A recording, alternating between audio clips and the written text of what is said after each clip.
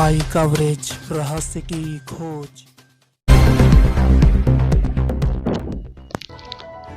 उत्तराखंड के पूर्व मुख्यमंत्री हरीश रावत ने भारी बारिश के बीच विधानसभा धारचूला के मुनस्यारी क्षेत्र में आपदाग्रस्त क्षेत्रों का भ्रमण किया।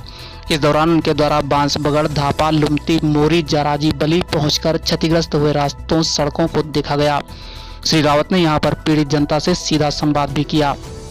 हरीश रावत ने आपदाग्रस्त क्षेत्रों के भ्रमण के बाद कहा, इस बार की बारिश धारचूला के लोगों के लिए आफत बनकर आई है। अभी उन्होंने जिस तरह अपनी आंखों से अब तक का मंजर देखा है, यह खौफनाक है।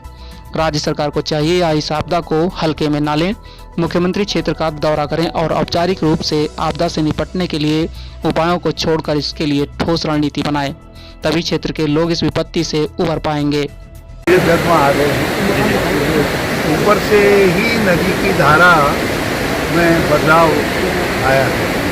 बहुत पूरा इंडिया जो है खतरे की जद में। इस दौरान आपदा पीड़ित महिलाओं ने भी अपनी बात पूर्व मुख्यमंत्री हरीश रावत के सामने रखी। उन्होंने समस्याओं का निस्तारण कराने का सुझाव दिया। भारी वर्षा के बीच बांसबगड़ क्षेत्र में, और ये पहली बार है कि बांसबगड़ क्षेत्र में इस तरीके की आपदा जो बहुत ही विध्वंसक है। और दो गांव हमारे, एक बगाड़ और बांसबगड़ अगल बगल में है, उनकी खेती को भी और मकानों को भी बहुत भगवान की कृपा है कि जिंदगी बची है लोगों की। नहीं तो जिस तरीके से मकान खतरे की जद में है, जिनको खाली करवाया गया है, वो बहुत चिंता है। उसके अलावा अंदर के क्षेत्रों में भी बारिश ने बहुत नुकसान पहुंचा है, जहां तक हम नहीं पहुंच पाए। वहाँ भी स्थिति इसी तरीके की विध्वंसक है। मकानों को नुकसान है, खेती को नुकसान है, लोगों के फसलों को बहुत बड़ा नुकसान हुआ है। और कुल मिलाकर के पूरी कनेक्टिविटी जिसमें सड़क संपर्क सम्मिलित है, वो ध्वस्त जैसा है।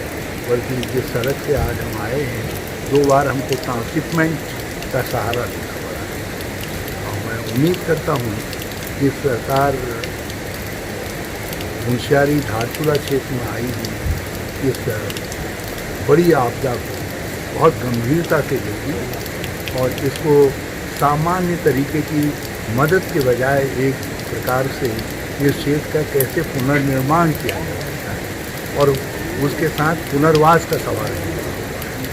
और पुनर्वास में हम पहले एक शर्त रखते थे कि हमें तराई में बताइए।